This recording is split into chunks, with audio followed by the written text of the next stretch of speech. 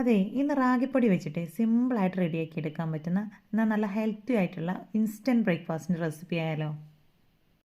ഒരു കപ്പ് റാഗിപ്പൊടി ഒരു ബൗളിലേക്ക് ചേർത്ത് കൊടുത്ത് സെയിം കപ്പിൽ തന്നെ അര കപ്പ് റവയും ആവശ്യത്തിനുള്ള ഉപ്പും ആ ഒരു കപ്പിൽ തന്നെ ഒരു കപ്പ് വെള്ളവും കൂടെ ചേർത്തിട്ട് നല്ല രീതിയിൽ ഇതുപോലെ ഒന്ന് മിക്സ് ചെയ്തെടുത്തിട്ടുണ്ട്.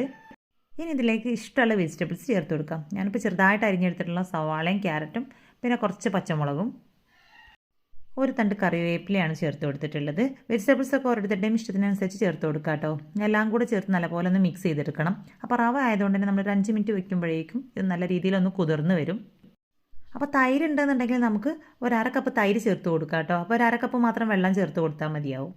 ഇനി ഇതിലേക്ക് ഒരു 1/2 ടീസ്പൂൺ ഇന കൂടെ ചേർത്ത് കൊടുത്തതിന് ശേഷം ഒരല്പം വെള്ളവും കൂടെ ഒഴിച്ചിട്ട് ഒന്ന് മിക്സ് ചെയ്തെടുത്തതിന് ശേഷം ചൂടായിട്ടുള്ള ഇഡ്ഡലി തട്ടിലേക്ക് ഓരോ കയ്യിൽ മാവ് ഒഴിച്ചു കൊടുക്കാം. അപ്പോൾ തട്ടിൽ ആദ്യം തന്നെ ഞാൻ ചെറുതായിട്ടൊന്ന് ഓയിൽ ബ്രഷ് ചെയ്ത് കൊടുത്തിട്ടുണ്ടായിരുന്നു.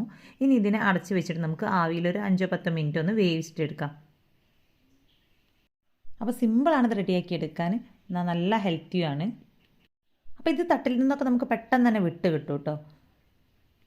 അപ്പോൾ ഇത് കാണുമ്പോൾ മുകൾ ഭാഗം കുറച്ചും കൂടെ അധികം ഒരു ഡാർക്ക് കളർ ഉണ്ട്. എന്നാൽ ബാക്ക് സൈഡിൽ നമുക്ക് ഈ ഒരു കളറിലാണ് കേട്ടോ കിട്ടുന്നത്. ഇനി ഇതിന് നമുക്ക് ഇഷ്ടമുള്ള കറിയുടെ കൂടെയൊക്കെ സെർവ് ചെയ്യാം. അപ്പോൾ ഹെൽത്തി ബ്രേക്ക്ഫാസ്റ്റ് റെസിപ്പീസൊക്കെ തപ്പി നടക്കുന്നവരാണെങ്കിൽ ഈ വീഡിയോ സേവ് ചെയ്ത് വെച്ചോളി.